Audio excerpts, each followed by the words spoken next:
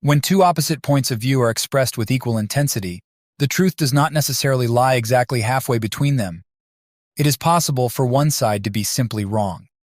Let us try to teach generosity and altruism, because we are born selfish.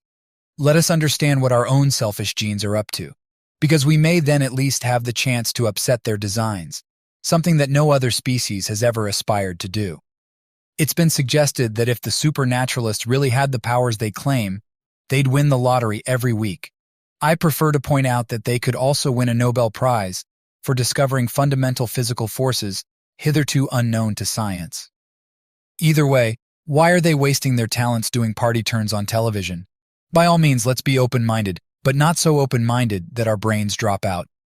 There's real poetry in the real world. Science is the poetry of reality. The chicken is only an egg's way from making another egg. I am thrilled to be alive at a time when humanity is pushing against the limits of understanding. Even better, we may eventually discover that there are no limits.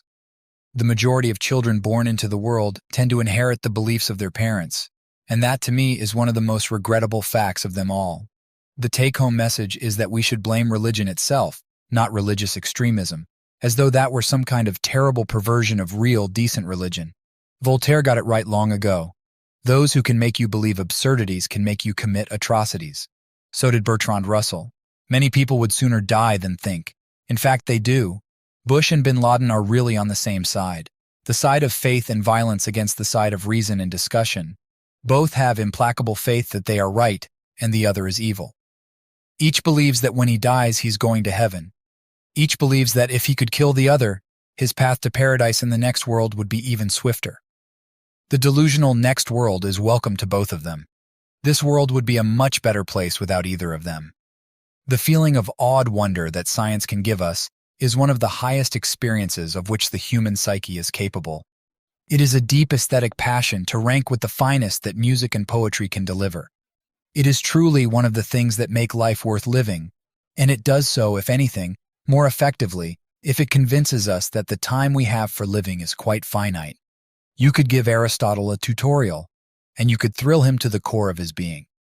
Aristotle was an encyclopedic polymath, an all-time intellect. Yet not only can you know more than him about the world, you also can have a deeper understanding of how everything works. Such is the privilege of living after Newton, Darwin, Einstein, Planck, Watson, Crick, and their colleagues. I'm not saying you're more intelligent than Aristotle or wiser. For all I know, Aristotle's the cleverest person who ever lived. That's not the point. The point is only that science is cumulative, and we live later. Many of us saw religion as harmless nonsense.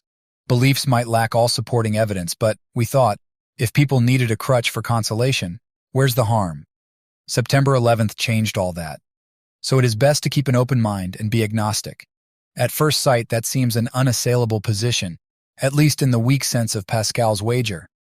But on second thoughts, it seems a cop-out, because the same could be said of Father Christmas and tooth fairies. There may be fairies at the bottom of the garden. There is no evidence for it, but you can't prove that there aren't any, so shouldn't we be agnostic with respect to fairies? Evolution could so easily be disproved if just a single fossil turned up in the wrong date order. Evolution has passed this test with flying colors. We are survival machines, robot vehicles, blindly programmed to preserve the selfish molecules known as genes. This is a truth which still fills me with astonishment. If you're an atheist, you believe this is the only life you're going to get. It's a precious life. It's a beautiful life. It's something we should live to the full, to the end of our days. Where if you're religious and you believe in another life somehow, that means you don't live this life to the full because you think you're going to get another one. That's an awfully negative way to live a life. Being an atheist frees you up to live this life properly, happily, and fully. Indeed, organizing atheists has been compared to herding cats, because they tend to think independently and will not conform to authority. But a good first step would be to build up a critical mass of those willing to come out, thereby encouraging others to do so. Even if they can't be herded, cats in sufficient numbers can make a lot of noise, and they cannot be ignored.